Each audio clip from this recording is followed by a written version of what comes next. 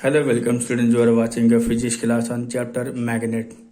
So this is my last topic of this chapter. Okay. So today our topic is how will you demagnetize a magnet.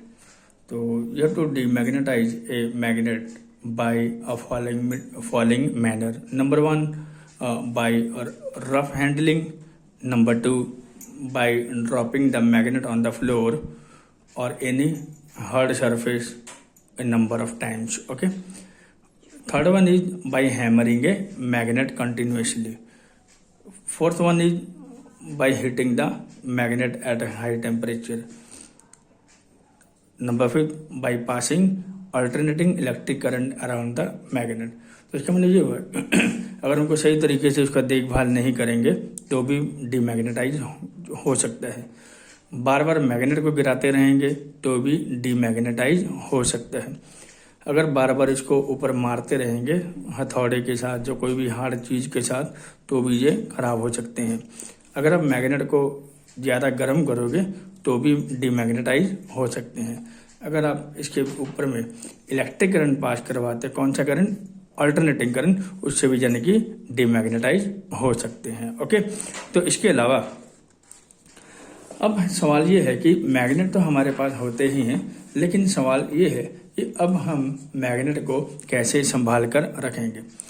अगर magnet को अगर हम पोल को free रखते हैं कई दिनों तक तो वो मैग्नेटाइज धीरे धीरे क्या हो सकता है, कमज़ोर हो सकते हैं, और इसकी जो मैग्नेटिज्म है वो धीरे धीरे क्या हो जाती है, ख़त्म हो जाती है.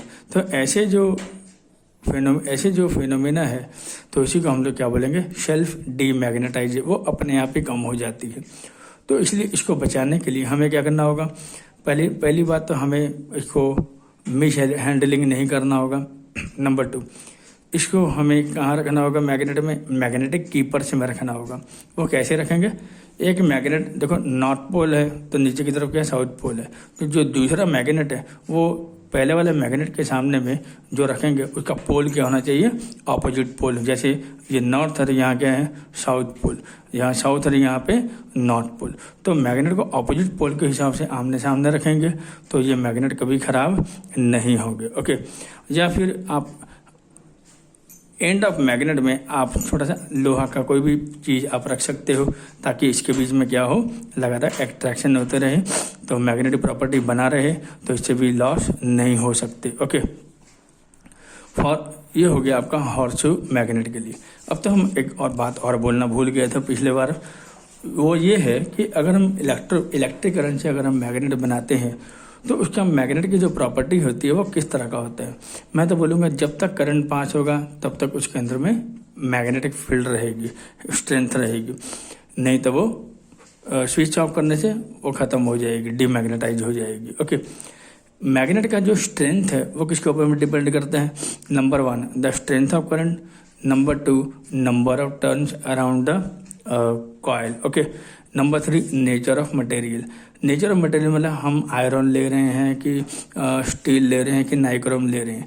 पर इसमें एक चीज़ को दिमाग में रखना होगा, अगर हम स्टील लेते हैं तो वो फिर परमानेंट मैग्नेट बन जाएगा, अगर हम सॉफ्ट आयरन लेते हैं तो वो टेम्पोररी मैग्नेट बन जाएगा. तो मैं उम्मीद करता हूँ कि ये आपको बिल्कुल समझ में आ गया होगा. तो नेक्स्ट क्लास में फिर हम देखेंगे, कोई न्यू चैप्टर लेके आएंगे, तब तक फिर मुलाकात करेंगे. तब तक बाय बाय.